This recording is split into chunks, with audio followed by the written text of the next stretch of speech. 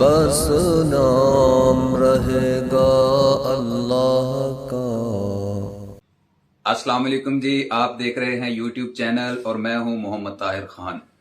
آج ہم نے جس ٹاپک پر بات کرنی ہے وہ ہے دنیاوی زندگی کی حقیقت، ریئلٹی آف لائف۔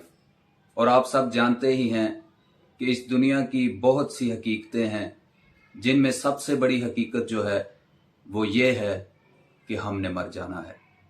سب نے مر جانا ہے۔ اگر کسی نے رہنا ہے تو وہ ایک اللہ کو بقا ہے۔ کل من علیہا فان، سب نے فنا ہو جانا ہے۔ وَيَبْقَى وَجْهُ رَبِّكَ ذُو الْجَلَالِ وَالْإِكْرَامِ، اور اگر کسی نے باقی رہنا ہے تو وہ ایک اللہ پاک کی ذات ہے۔ تو یہ دنیا کی زندگی کی سب سے بڑی حقیقت ہے کہ ہم سب نے مر جانا ہے، اور ہمیں پتہ بھی ہے کہ مر جانا ہے۔ اور آخرت کی زندگی جو ہے وہ ہمیشہ کی ہے، یہ تو عارضی ہے۔ اگر ہم نے کہیں مہمان جانا ہو ایک دن کے لیے، ہم کبھی بھی اپنا زاد راہ جو ہے بہت زیادہ نہیں لیتے، تھوڑا سا سامان لے کر چلے جاتے ہیں۔ گھر سے اگر ماں یا بیوی پوچھے بھی کہ بس یہی سامان لے کر جانا ہے تو ہم کہتے ہیں کہ شام کو واپس ہی تو لوٹ آنا ہے، شام تک ہی تو جانا ہے۔ تو یہ زندگی بھی جو ہے 60 سال، 70 سال، 100 سال بھی اگر مل جائیں پھر بھی عارضی ہی ہے۔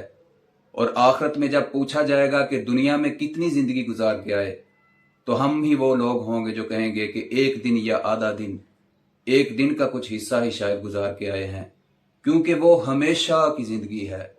تو ہم نے اس کے بارے میں بھی سوچنا ہے۔ ایسا نہیں ہے کہ اس زندگی کو بالکل بلا دینا ہے، یہاں پر بھی ذمہ داریاں ہیں، دنیاوی زندگی کے بھی فرائض ہیں، لیکن ہم نے ان کو پورا کرتے کرتے اپنے اصل مقصد کو نہیں بھول جانا۔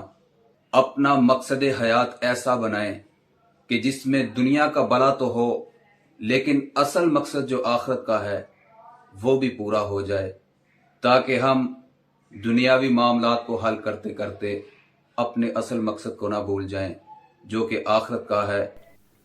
اللہ پاک ہم پر اپنی خاص رحمت نازل فرمائے، ہمیں دونوں جہانوں کی بھلائیاں عطا فرمائے۔